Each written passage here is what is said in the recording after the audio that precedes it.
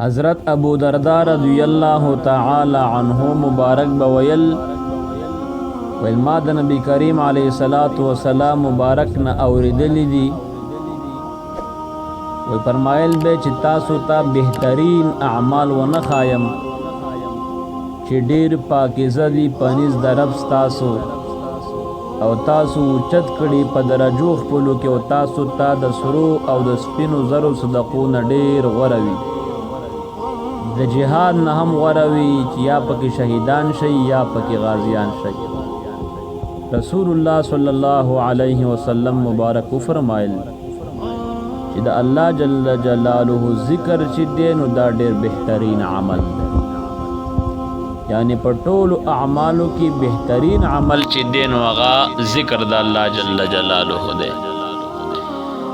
حضرت معاذ بن جبل رضی اللہ تعالی عنہ د رسول اللہ صلی اللہ علیہ وسلم مبارک نے روایت را نقل کی وی رسول اللہ صلی اللہ علیہ وسلم مبارک بفرمائل دا اللہ تعالی دا ذکر نہ بغیر نور اعمال بندتا دا اللہ تعالی دا عذاب نہ ډیر نجات نہ ورکي تفوسو شوش یا رسول اللہ صلی اللہ علیہ وسلم دا جہاد ہم نجات نہ ورکي نو رسول اللہ صلی اللہ علیہ وسلم ورته فرمایل او جہاد ہم نجات نہ ورکي بیا ورته رسول اللہ مبارک فرمایل وی ذکر اللہ تعالی فرمائی ولذکر اللہ اکبر دا اللہ تعالی دا ذکر ډیر لوی دی حضرت حسن بصری رضی اللہ تعالی عنہ روایت دے وی تپوسو چوش یا رسول اللہ صلی اللہ علیہ وسلم کوم عمل ډیر بہتر دے نو رسول اللہ صلی اللہ علیہ وسلم مبارک ورته فرمایل چی غور عمل دا دے چی تمڑ کیگی استا جب دا اللہ تعالی پا ذکر باندے لمدوی انت موت و لسانو کرتبون بذکر اللہ مالک بن دینار رضی اللہ تعالی عنہ فرمائی وی سوک چی دا اللہ تعالی یاد تا دا مخلوق یاد نا توجہ ورنکڑی اللہ یاد نکی و مخلوق یادائی نو نیک عمل بے کم شی او زړه بے مړ شي او اور بے زیش مالک بن دینار رحمت اللہ علیہ فرمائی اول خود ذکر پایده دادا چې په ذکر باندې الله جل جلاله راضی کیږي په دې کې د رب کریم رضا فراتا ده دویم د اطاعت حرص په انسان کې پیدا کیږي کوم انسان چې د الله جل جلاله ذکر کوي دے بنورم اطاعت کی حرص پیدا کیگی چی نور اطاعت و تابیداری اختیار کم درم دادا پا دے شیطان نا سڑے ساتل کیگی چی کل انسان ربی کریم یاد آئی نو شیطان بردے نا جدائی سرورم دا پا دے سرا دے انسان زڑا نرمی زڑا او پینزم دا سڑے دو گناہونو نا منع کئی کم انسان چی ربی کریم یاد آئی ربی کریم بے دو گناہونو نہ منع کی حضرت انس رضی اللہ تعالی عنہ مبارک فرمائلی دی سناشنا خبر ذکر کردے دا وی ابلیس علیہ لعنت اللہ تعالی تسوالو کوچ یا اللہ تا بنی آدم تا دا سے کور جوڑ کڑو چی تا پکی آدائی زما کور سشو وی ربی کریم ورتو فرمائل چی حمام وی بیا شیطانو ویل چی اے ربا بنی آدم تا دی مجلس زی مقرر کرو زما زی سشو وی ربی کریم ورتو فرمائل چی بازار وی ابلیس علیہ اللعنت اللہ تعالی تا بیا سوالو کرش یا اللہ بنی آدم تا دی تلاوت ہم مقرر کرے دے زما دفاری سے مقرر کرے وی اللہ جل جلالہ ورتو فرمائل چی شعرنا دا سے اشعار چاگا بے فائدی وی ثواب پہ مرتب نوی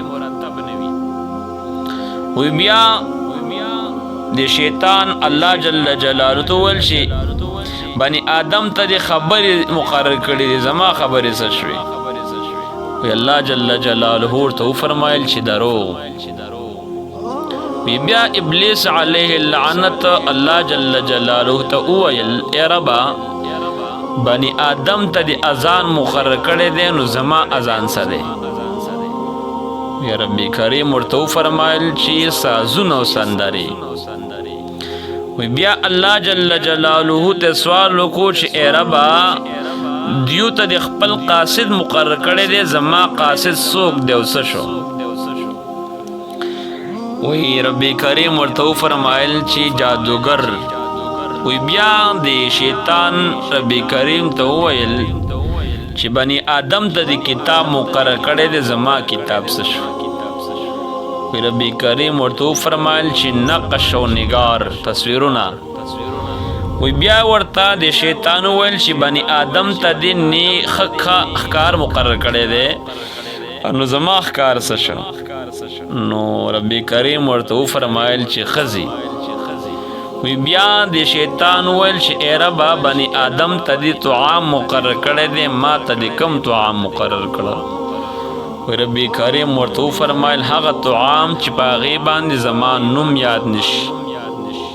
وی بیا د شیطان ربی کریم ته وویل چې بنی آدم ته د شراب مقرر کړی دی یعنی سکاک نو زما سکاک څه شی دی نو ربی کریم ورته وفرمایل چې هره نشه فضیل بن عیاض رضی اللہ تعالی عنہ مبارک نے روایت تے دا فرمائی وای چې دته یو سړی راغی ورته یې ویل چې ما ته وصیت وکړه فضیل رضی اللہ تعالی عنہ ورته ویل زمانه 15 سيزونه یاد کړه اول هر څه چې درته ورسیږي هغه به د الله تعالی په قضا وي تر دې چې مخلوق به ملامت کوي نه مخلوق به ملامتیا کې نه اچوي دویم دا خپل ژبه وساته تر دې چې ټول مخلوق ستانه ضرر کې امن شي ستانه په امن کې شي او ضرر ورته ونه رسیږي ځکه ټوله مصیبت چې جوړیږي نو هغه د ژبې نه جوړیږي او دریم الله تعالی وعدې رښتینې وګڼه د دې دپاره چې کلک مؤمن شي او څلورم د مرګ دپاره تیاری کوه د دې دپاره چې غافله نشي او پنځم دا چې الله تعالی په هر ځای کې ډېر ډېر یادوه د دې دپاره چې د ټولو ګناهونو دې دپاره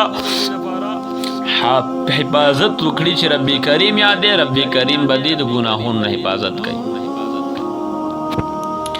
ابراهیم بن ادهم رحمت الله علیه دا غینه ذکر شوی دا وای چې یو سړی ولیدو هغه به دنیا خبرې کولې خنداګانې به کولې نو دوی لږ ودرېدل او هغه سړي ته یې ویل چې آیا د دې خبرو ثواب امید لرې که نه لرې هغه سړی ورته ویل چې نه بیا ورته ویل چې آیا په دې کې د عذاب نه بچ کېدلی شي که نه نو هغه ورته ویل چې نه بیا ورته ویل چې په داسې خبرو به څه وکړي چې ثواب امید هم نشي کولی او نه پکې د عذاب نه بچ کېدلی شي نو بیا ورته ویل چې د ربي کریم ذکر په ځان باندې لازم کا هر وخت د ربي کریم ذکر کوه چې د ربي کریم د عذاب نه نجات ومومي فضیل بن عیاض رحمت الله علیه فرمایي